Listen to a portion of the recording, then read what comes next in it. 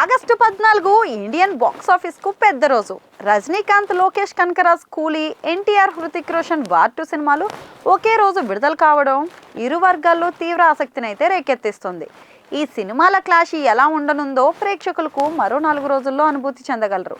అయితే ఇప్పటికే ఈ సినిమా ఓవర్సీస్ అడ్వాన్స్ బుకింగ్ ప్రారంభం అయ్యాయి. ఇక ఈ రోజో రేపో తెలుగు రాష్ట్రాల్లో కూడా బుకింగ్స్ మొదలు కాబోతున్నాయి.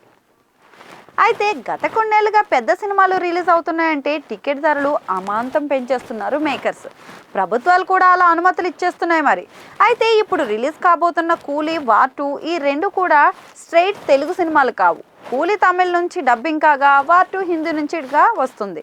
కానీ ఇక్కడ అటు రజనీకాంత్కు మార్కెట్ ఉండడం, వార్ 2లో కీలక పాత్ర పోషించిన ఎన్టీఆర్ స్వయంగా తెలుగు స్టార్ హీరో కావడంతో ఓపెనింగ్స్ భారీగానే ఉంటాయని ట్రేడ్ వర్గాలు అయితే అంచనా వేస్తున్నాయి.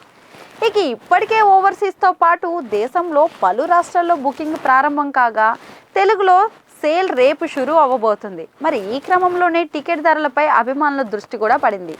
ఇలా డబ్బింగ్ సినిమాలకు కూడా రేటు పెంచుతారా లేదా ఎప్పటి రేటే కంటిన్యూ చేస్తారా అని అనుకుంటున్నారు. కానీ తాజాగా ఇండస్ట్రీ వర్గాల సమాచారం ప్రకారం ఈ రెండు సినిమాలకు కూడా ఒక్కో టికెట్పై 50 వరకు అదనంగా పెరగొచ్చని అంటున్నారు. మరి దీనిపై మరికొన్ని గంటల్లోనే స్పష్టత రాబోతుంది.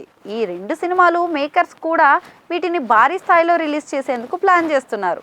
మరి ఇరు సినిమాలకు ఓవర్సీస్లో మంచి బజ్ క్రియేట్ అయింది. కానీ రెండింటినీ పోలిస్తే మాత్రం వార్ 2 కంటే బుకింగ్స్లో కూలీ ఆధిపత్యం ప్రదర్శిస్తుంది. ఇంకా 4 రోజుల టైం ఉండడంతో రెండు సినిమాల అడ్వాన్స్ టికెట్ సేల్స్ పెరగడం పక్కానే అనుకోవచ్చు.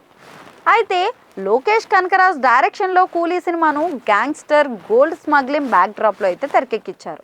ఇందులో నాగార్జున, అక్కినేని, అమీర్ ఖాన్, శృతి హాసన్ నటించగా సన్ పిక్చర్స్ అయితే నిర్మించింది.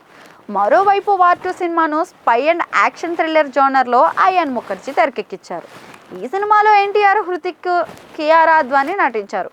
ఈ సినిమా యష్ రాజ్ ఫిలిమ్స్ బ్యానర్పై రూపొందించింది.